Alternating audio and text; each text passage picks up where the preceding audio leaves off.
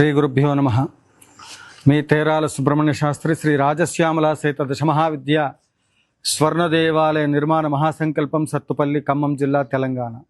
కారణ జన్ములపైన గ్రహాల యొక్క ప్రభావము, ముఖ్యంగా రాహుకేతువుల యొక్క ప్రభావము ఏ విధంగా ఉంటుంది? కారణ జన్ములుగా జన్మించి ఈ లోకానికి ముఖ్యంగా మంత్రశాస్త్ర పరమైనటువంటివి, వేద సంబంధమైనటువంటి ఒక ఆధ్యాత్మికమైన విషయాలలో సిద్ధత్వము, సిద్ధపురుషులుగా, అవధూతలుగా, కారణ జన్ములుగా అవతరించి ఈ లోకానికి వారు చూపించినటువంటి ఒక మరి ఆధ్యాత్మికమైనటువంటి ఒక సూచనలు, సలహాలు ఇవన్నీ కూడా ప్రస్తుత కాలంలో ఎంతో వాటి వల్ల విశేషమైనటువంటి ఒక పుణ్య ఫలితాలు పొందుతూ ఉన్నప్పటికీ కూడా అవధూతలుగా ఇప్పుడు కూడా ప్రస్తుత కాలంలో మన కళ్ళ ముందు ఎంతోమంది మనకు కనిపిస్తూ ఉంటారు. యతీశ్వరులు, సాధువులు, ఎంతోమంది ఉపాసనాపరులు ప్రత్యక్షంగా కనపడక ఉన్నటువంటి ఎందరో మహానుభావులు అనునిత్యము కూడా మేము సిద్ధి పొందాము అని మెల్లో బోర్డు కట్టుకొని సిద్ధత్వం గురించి ఎవరు మాట్లాడరు. ఒకవేళ అలా మాట్లాడుతున్నారు అంటే గ్రహాల యొక్క ప్రభావానికి వాళ్ళు లోనైనట్లు లెక్క. అన్నం మొత్తం పట్టి చూడక్కర్లా, అన్నము మొత్తం పట్టి చూడక్కర్లా. ఎక్కడ అన్నాన్ని కొంచెం ఒక మెతుకు పట్టుకొని చూస్తేనే ఉడికిందా లేదనేది తెలుస్తుంది. సిద్ధత్వము సంపాదించినటువంటి వాళ్ళు, సిద్ధ పురుషులుగా ఎవరైతే ఉంటారో, ఆత్మ సాక్షాత్కారాన్ని ఎవరైతే పొందుతారో వాళ్ళు రాగద్వేషాలకు, అరిషడ్ వర్గాలకు అన్నిటికీ దూరంగా ఉంటారు. వాళ్ళు మేము సిద్ధి పొందాము, సిద్ధ పురుషులమని ప్రకటితం చేసుకునే అవకాశమే ఉండదు. ఇప్పుడు ఉదాహరణకి రాజశ్యామల అమ్మవారు ఉంది, దశమహావిద్యలు ఉన్నాయి, ఇవన్నీ సిద్ధ మంత్రాలు. కొన్ని మంత్రాలు ఉంటాయి, అవి స్వతహాగా వాటికి ఎవరు స్మరించినా కూడా ఆ సిద్ధ మంత్రాలకు ఆ శక్తి వస్తుంది. మరి అసలు ఆ శక్తి ఎక్కడి నుంచి వచ్చిందంటారు అంటే, కేసు ఇన్వెస్టిగేషన్ సమయంలో పోలీస్ డిపార్ట్మెంట్ పూర్తి స్థాయిలో కేసును పూర్వాపరాలన్నీ పరిశీలించే సమయంలో ప్రతి పాయింట్ను కూడా, ప్రతి దాన్ని కూడా క్షుణ్ణంగా అధ్యయనం చేస్తుంది. అప్పుడు వారి దగ్గరున్న సమాచారాన్ని న్యాయస్థానానికి అందిస్తుంది, న్యాయదేవతకు వాళ్ళు అందిస్తారు. అలానే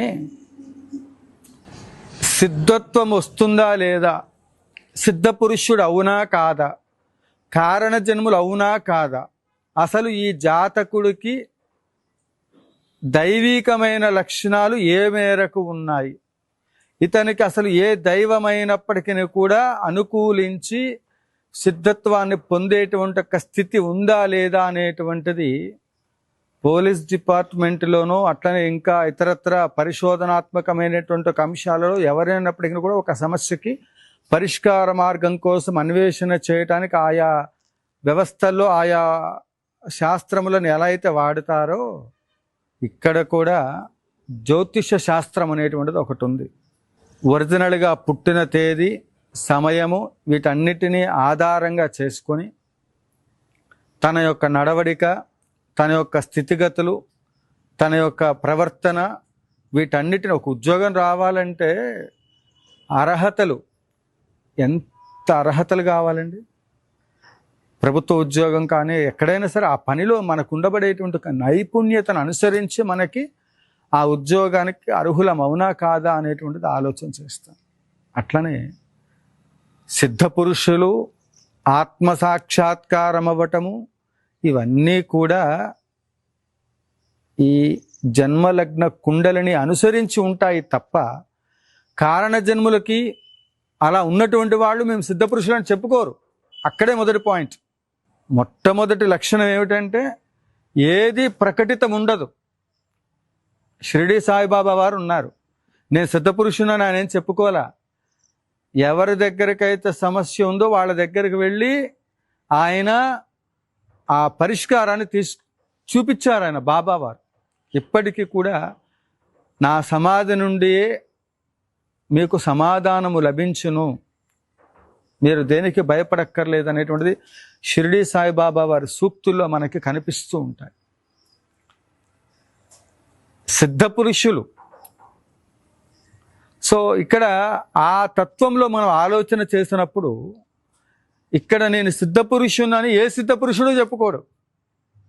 నాకు ఇన్ని కోట్లు ఉన్నాయి లేదా నాకు ఇన్ని అప్పులు ఉన్నాయని అవడం చెప్తాడా? 100 కోట్ల అప్పు ఉన్నా దర్జాగా 100 కోట్ల రూపాయల కారులో తిరుగుతూ నాకేంటంటాడు. కానీ ఒరిజినాలిటీ అనేది ఏదో ఉంటుంది. ఆ ఒరిజినాలిటీ 100% ఏదైతే ఉందో అది నిమురు కప్పిన నిప్పు అంటారు కదా, అలా ఎక్కడో పైన బూడిదలాగా ఉండి లోపల నిప్పు ఉంటుంది. ఉఫ్ఫ నూదినప్పుడు అది పోతుంది. అట్లనే వీటన్నిటికీ కూడా రాహు కేతువుల యొక్క ప్రభావం చేతనే సిద్ధత్వం వస్తుంది. అంటే మంత్రానికి ఇదంతా ఎందుకు చెప్తున్నానంటే మీరు వేరే పంచాయతీ అనుకున్నారు, ఇదంతా అదేం కాదు. రాహు కేతుల యొక్క ప్రభావము, యాగాల నుండి వచ్చేటువంటి యొక్క ఫలితాలు, మంత్రసిద్ధి ఏ విధంగా జరుగుతుంది గురుగారు, మంత్రం సిద్ధించాలంటే ఏం చేయాలి అని. రాహు కేతువుల యొక్క బలం సరిగా లేకపోతే జగద్గురువులను, శాస్త్ర సంబంధమైనటువంటివి, వేద సంబంధమైనటువంటివి ఆచరించకుండా వేదానికి వ్యతిరేకంగా ప్రవర్తన చేస్తూ ఉంటాం. వేదానికి భిన్నంగా ప్రవర్తన చేస్తూ ఉంటాం. సంస్కృతి సాంప్రదాయాలకు భిన్నంగా ప్రవర్తన చేస్తూ ఉంటాం. ఇక్కడ లోక కళ్యాణార్థం కారణ జన్ములుగా అవతరించటం ఇక్కడ పరమేశ్వరుడు యొక్క అనుగ్రహం తప్ప మరొకటి కాదు. ఆ పరమేశ్వరుడు బ్రహ్మ విష్ణు మహేశ్వరుడు పరదేవత ఎప్పుడెప్పుడు ఎవరెవరిని ధర్మ సంస్థాపనార్థం ఆయా కాలాల్లో భగవంతుడిని అవతారం పొందటానికి కావలసినటువంటి ఒక స్థితిని, అలాంటి గ్రహస్థితిని శంకర భగవత్పాదులు వారు జన్మించే ముందు గ్రహాలన్నీ కూడా అన్ని అనుకూలమైన స్థితిలో వెళ్ళాయి. అప్పుడు శంకర భగవత్పాదులు వారు వచ్చారు. సాక్షాత్ కైలాసంలో ఉండబడేటువంటి ఒక శంకరులే అపర శంకరులుగా మన ముందు నడయాడారు. అప్పటి నుంచి ఇప్పటి వరకు కూడా ఆ పీఠాలని నిర్వహిస్తూ ఆ రోజు శంకర భగవత్పాదులు వారిని మనం చూడలేకపోయామనేటువంటిది బాధ లేకుండా ఈరోజు ఆమ్నాయ పీఠాల్లో మనం వారిని ప్రత్యక్షంగా చూసి తరించే మహద్భాగ్యాన్ని మనకి ఆ పెద్దలు ఇప్పటికీ నిర్వహిస్తూ ఆ మఠాలని, ఆ వ్యవస్థని కూడా ముందుకు తీసుకెళ్తూ ఉన్నారు. ఇటువంటి క్రమంలో రాహుకేతుల యొక్క ప్రభావము వీటన్నిటికీ ప్రధానమైనటువంటి ఒక కారణంగా మనం గమనిస్తూ ఈ విధమైనటువంటి ఒక పరిస్థితి ఏ ఒక్క వ్యక్తి జీవితంలోనైనా సరే మంత్రసిద్ధి చేకూరాలి అంటే ముందుగా జన్మలగ్న కుండలిలో గ్రహాల యొక్క స్థితి కదా. నాకు డేట్ ఆఫ్ బర్త్ డీటెయిల్స్ ఏమీ లేవు గురువుగారు, మంత్రసిద్ధి ఎలా వస్తుంది నీకు అట్లాంటప్పుడు పక్కన పెట్టే సిద్ధ మంత్రాలు ఉంటాయి. సంపత్తే సంపద ఆధార సర్వసంపత్ ప్రదాయిని నిత్యానందమే నిత్య సచ్చిదానంద విగ్రహే దీనార్తి భీతిం భవతాప పీడితం తనైర్విహీనం తవ పార్శ్వే మాగతం కృపానిధి త్వాం నమ లక్ష్మీ సత్వరం ధన ప్రధానాయకం కురు అని ఇలా సిద్ధమంత్రాలు ఉంటాయి. ఓం శ్రీ రాజమాతంగీశ్వర్యే నమః సిద్ధమంత్రం. ఓం నమ శివాయ సిద్ధమంత్రం. ఓం నమో నారాయణాయ సిద్ధమంత్రం. ఓం శ్రీం హ్రీం శ్రీం కమలే కమలాలయే ప్రసీద ప్రసీద ఓం శ్రీం హ్రీం శ్రీం ఓం మహాలక్ష్మీ నమః సిద్ధమంత్రం. ఓం అధర్వణభద్రకాళి ప్రత్యంగిరాదేవి నమః ఇది సిద్ధమంత్రం. ఆ మంత్రాలకే సిద్ధత్వం ఉంది. దాన్ని స్మరిస్తే తప్పకుండా ఫలితం వస్తుంది. అందువల్ల ఋషులు ఏం చేశారు, ఆ సిద్ధమంత్రాలు వాటికి ఉండే శక్తిని ఇది ఎవరు పలికినా, ఇప్పుడు మనకి దాహం వేస్తుంది ఎండాకాలం, అప్పుడు అక్కడక్కడ పెడుతూ ఉంటారు మంచినీళ్ళు అందించడానికి చలివేంద్రాలు. అక్కడికి వెళ్ళి అందరూ ఆ నీళ్లు తాగవచ్చు, వాటికి ఇదేంలే. అట్లనే క్షేత్రాల్లో జలప్రసాదాలని చెబుతూ మంచినీటి సరఫరా చేస్తూ ఉంటారు. అవి అన్నీ వాడుకోవచ్చు, అది మన కోసం పెట్టినటువంటివి. ఇప్పుడు వాటర్ ప్లాంట్లోకి వెళ్ళి కొనుక్కోవాలంటే మన దగ్గర డబ్బులుంటే కొనుక్కోవాలి. అలానే ఇక్కడ మళ్ళీ ఆర్థికంగా నేను మళ్ళీ మీరు దీన్ని వేరే రకంగా అర్థం చేసుకోకండి. అంటే ఆ మంత్రాలు ఎవరు స్మరించినా వాళ్ళ యొక్క దాహం తీరుతుంది. మరి ఋషిప్రోక్తమైనవి కొన్ని మంత్రాలు ఉంటాయి, అవి గురువులు భక్తులిచ్చిన విరాళాలతో యాగాలు చేస్తూ ఆ మంత్రాల ద్వారా వచ్చిన ఫలితాలు యాగముల ద్వారా రప్పించి ఆ తీర్థాన్ని లోకక్షేమార్థం మరలా ఆయా దేవాలయాలకు ఆయా క్షేత్రాలకు అక్కడ జరిగేటువంటి యొక్క ఫలితాలని సూర్యచంద్రులకి సమర్పణ చేస్తారు. ఇది విధానం. అందువల్ల మనం అందరం కూడా రాహు ప్రభావం మన మీద ఏ విధంగా పడుతుందనేటువంటిది గమనించుకోండి. బంగారం ఉంది కదా అని మెడ నిండా వేసుకుని తిరగలేం కదా. అట్లనే నేను సిద్ధపురుషుణ్ణి, నేను ఆత్మసాక్షాత్కారం చేశానంటే రాహు చాలా నీచ స్థితిలో ఉన్నప్పుడు మాత్రమే ఇలాంటి మాటలు వస్తాయి. రాహు ప్రభావం వలనే మాట ద్వారా ప్రమాదాలు జరుగుతాయి. మనం ఎంత మంచిగా మాట్లాడినా చెడు వస్తుంది. అందువల్ల రాహు యొక్క ప్రభావము, కేతు యొక్క ప్రభావము మంత్రసిద్ధికి కారణము. అందువల్ల ఎవరికైనా ఉపదేశాలు ఇవ్వాలి అంటే ముందు వాళ్ళ యొక్క జన్మలగ్న కుండలి వీటన్నిటిని పరిశీలించి ఇవ్వటం ఒక భాగం. గురువు దగ్గర అనుష్ఠాన బలం తీవ్రంగా ఉంది, ఇక అంతటి అదృష్టవంతుడు ఇంకొకళ్ళు లేడు. అలాంటి వాళ్ళు చక్కగా మరి గురువు దగ్గర మంత్రసిద్ధి ఉందా లేదా అనేది ఎలా తెలుసుకోవాలి అంటే శాస్త్ర సమ్మతమైనటువంటి విధి విధానాలను జనవాక్యం కర్తవ్యం అన్నారు. నలుగురు నడిచింది బాట తప్ప నేను ఒక బాట వేసి ఇది మీరు నడవండి అంటే అది మాట చెల్లుబాటు కాదు. అలానే మనకి ప్రామాణికమైనటువంటి ఒక వేదోక్తమైనటువంటి ఒక వేద సంబంధమైన పెద్దలు మనకు తెలియని విషయాలు ఎన్నో ఉంటాయి. మనకు తెలిసింది ఎంతే, అందులోనే ఎంతో తెలిసిందని మనం కాలు రగరేసామంటే దానివల్ల ఎవరికి నష్టం లేదు. అన్నీ నాకే తెలిసి అనుకోవటం వల్ల ఏమైపోతుందంటే పోయేవాడెవడో నలుగురు కలిసి పడవలో ప్రయాణం చేస్తూ ఉంటారు. ఆ కథ అందరికీ తెలుసు. చివరికి వాడు ఏదో రకంగా అన్నీ నాకే తెలుసు అని చెప్పి ఆ ప్రయాణంలో ఎవడి మాట అనకుండా మునిగిపోతాడు. ఏదో సందర్భంలో నువ్వు మునిగిపోతే పర్వాలే, నిన్ను నమ్ముకున్న కుటుంబం ఉంటుంది. మొండిగా ప్రవర్తించకండి. రాహు పట్టాడు అంటే వాడు మూర్ఖుడుగా, ఉన్మాదిగా, వాడు ప్రపంచంలో అణుబాంబు కంటే తీవ్రంగా ప్రవర్తిస్తాడు. దానివల్ల సమాజానికి కూడా చాలా ప్రమాదం. అందువల్ల అలాంటి స్థితి ఉందా లేదా అనేటువంటిది, రాహు ప్రభావం ఎలా ఉంది అనేటువంటిది చూసుకుని మనకు ఆత్మసాక్షాత్కారం అంటే ఏమిటంటే ఈ జన్మ యొక్క మరి సార్థకత ఏంటి, ఈ జన్మను ఎందుకు పొందాము. హంసాయ విద్మహే పరమహంసాయ ధీమహి తన్నో హంస ప్రచోదయాత్. కాబట్టి హంస పాలని నీళ్ళని ఏ విధంగా అయితే వేరు చేస్తుందో మనలో ఉండబడేటువంటి ఒక దుర్గుణాలన్నిటిని కూడా దూరం చేసి సద్గుణాలను ఇచ్చేటువంటి వాళ్ళు గురువులు. ఆ గురువులకు కూడా వాళ్ళకు ఉండబడేటువంటి ఒక మరి ఆ మంత్రశక్తి, దైవశక్తి రాహుకేతుల వల్ల ఏర్పడుతుంది. అందుకే ఊరికనే అందరికీ ఎవరికి పడితే వాళ్ళకి సన్యాసాశ్రమము పీఠాధిపతిగా ఎవరిని చెయ్యరు.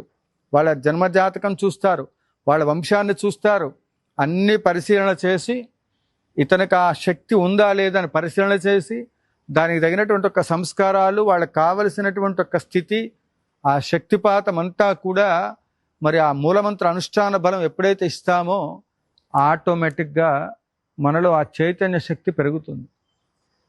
అందువల్ల ఈ తలకాయ నొప్పి అంతా మనకెందుకు? చాతనైన చోట యాగాలు జరిగితే దాన ధర్మాలు చేయండి. చాతనైన చోట నీకు ఎదుటివాడి కష్టంలో ఉంటే సహాయ సహకారాలు చేయండి. ఈ మధ్యకాలంలో చూస్తున్నాను, తారా ఉపాసన వల్ల బంగారం వస్తుందా? అది కలియుగంలో ఎంతోమంది ఋషులు వాళ్ళందరూ కూడా సిద్ధపురుషులు ఉన్నారేమో, ఉంటే బహిర్గతంగా సువర్ణాన్ని బయట సృష్టించడం అనేటువంటిది ఇట్స్ ఇంపాసిబుల్. ఈ మధ్యకాలంలో జరుగుతున్నది ఏంటంటే, ఒక దేవాలయానికి ఎంతమంది అయితే వెళ్తున్నారో తెలియదులే కానీ, అందులో ఒక 100 మందిలో దేవాలయాలకు వెళ్ళేటువంటి వాళ్ళు 10 మంది, స్వామీజీల దగ్గరికి తిరిగేటువంటి వాళ్ళు 90 మంది. ఈ 90 మంది ఇచ్చే ఆదాయ వనరులతో ఆ డబ్బులతో బంగారాన్ని కొనుగోలు చేసి, తద్వారా ఈ ఉపాసన వల్ల ఇది వస్తుందని జిమ్ముక్కులు హంబక్కులు ఇవన్నీ చేస్తూ, సనాతన ధర్మంలో ఈ ఉపాసన వల్ల ఇది వస్తుందని ప్రజలను, వాళ్ళకు విలువైనటువంటి ఒక సమయాన్ని, అదే మాదిరిగా ఇంకా చెప్పాలంటే గుప్త నిధుల పేరుతో ఎన్నో జీవితాలు మీరిచ్చే డబ్బులతోటి ఆ బంగారు బిల్లలు కొని మీ ముందు చూపిస్తున్నటువంటి వాళ్ళు ఎందరెందరో. ఈ మాట చెప్తున్నందుకు నాకు ఎంతమంది కోపం వస్తుందో తెలియదు. ఇవన్నీ కూడా నా జీవితంలో నేను ఎంతోమందిని చూశాను. నేను కూడా ఒక బాధితుడినే. కాబట్టి అదేంటి గురువుగారు అంటారేమో, అంటే దైవభక్తిని, ఆ ఉండబడేటువంటి మన యొక్క ఆత్మవిశ్వాసాన్ని ఏ విధంగా క్యాష్ చేసుకోవాలనేటువంటిది కొంతమంది ఉంటారు. ఇన్ని తెలిసిన నేనే కొన్ని సందర్భాల్లో ఇబ్బందులు పడ్డ సందర్భాలు ఉన్నాయి. కాబట్టి దయచేసి భగవంతుడు ఉన్నాడన్నది నిజం. భగవంతుడి దగ్గరికి వెళ్ళి చేతనైనవి సశాస్త్రీయమైన యాగాలు యజ్ఞాలు జరిగే వాటికి మీరు ముందడుగు వేయండి తప్ప, మాయలు మంత్రాలు మన కర్మని తల కింద పెట్టి కాళ్ళు పైన పెట్టి తపస్సు చేసినా ఏ ఒక్కటి కూడా, నువ్వు మంచి చేస్తే మంచి తిరిగి వస్తుంది, చెడు చేస్తే చెడు తిరిగి వస్తుంది. దాంట్లో నుంచి నువ్వు తప్పించుకోలేవు. భగవతారాధన దేనికి? నీకు నువ్వెంత ధర్మంగా ఉన్నావో, నీకెంత మంచి మనసుందో, నువ్వు భగవంతుడికి పూజ చేస్తున్నావు అంటేనే నువ్వు ధర్మంగా ఉన్నట్లు లెక్క. అలా అని చెప్పి నటించే భక్తులు కూడా కొంతమంది ఉంటారు. నేను అవి మాట్లాడాను. ధార్మికమైనటువంటి ఒక వ్యవస్థలో ఎప్పుడూ కూడా మనకి అన్యాయం జరగదు. భగవంతుడిని ఆరాధిస్తున్నాడంటే వాడు తప్పు చేయడు. సో అలాంటి పరిస్థితి గ్రహస్థితి రీత్యా కొన్ని సందర్భాల్లో వస్తుంది. అది రాకుండా ఉండడానికి నిరంతరము భగవంతుని ఉపాసన చేస్తే ప్రాబ్లమ్స్ రావు. అందుకే ఎప్పుడూ కూడా యాగాలకి ఆ శక్తి ఉంది. యాగముల ద్వారా లోకం మొత్తం క్షేమంగా ఉంటుంది. కాబట్టి మీరు మొక్క నాటి ఆ మొక్క నుండి సరైన ఫలితాలు వచ్చి అది మహావృక్షమై ఫలాలు ఇచ్చేంత మరి రిస్క్ ఎందుకు? చక్కగా యాగాలు చేసి ఆ పుణ్య ఫలితాన్ని అందరూ తీసుకోవాలి కదా. పుణ్య ఫలాలు అన్నారు ఇక్కడ. కాబట్టి ఈ పుణ్య ఫలితాలు మీరు అందరూ పొందడానికి ఇలాంటి యాగాలకి సహాయ సహకారములు అందించండి. ఇక్కడ కార్యక్రమం నిర్వహణకు చాలా ఆర్థిక అవసరం ఉంది. కాబట్టి ఆవు నెయ్యి, పూజా ద్రవ్యాలు, యాగ సంభారాలు, శాస్త్రచండీ యాగం చేస్తున్నాం. దానికోసం పూజా ద్రవ్యాల నిమిత్తంగా 21,116 రూపాయలు పెట్టడం జరిగింది. ఈ కార్యక్రమం లోకక్షేమం కోసం నిర్వహిస్తున్నాం. స్వర్ణాలయ నిర్మాణ మహాసంకల్పం కోసం భక్తులందరూ కూడా ఇది 1000 యాగాలు ఇట్లనే కష్టమో అని మొత్తానికైతే చేస్తూ వచ్చాను. ఇక ఓపిక నశిస్తుంది, శరీరం సహకరించట్లేదు. అదే మాదిరిగా రాబోయే కాలంలో గోపోషణ ఇవన్నీ కూడా ఆలోచించి ఓపిక ఉన్నప్పుడే దీక్ష చేయాలి. ఇలాంటి కార్యక్రమాలు చేయాలనే సంకల్పంతో చేస్తున్నా. ధార్మికులందరూ కూడా ఈ కార్యక్రమాలకు సహకరించవలసిందిగా కోరుతూ, జయ జయ శంకర, హర హర శంకర, కాంచీ శంకర, కామకోటి శంకర.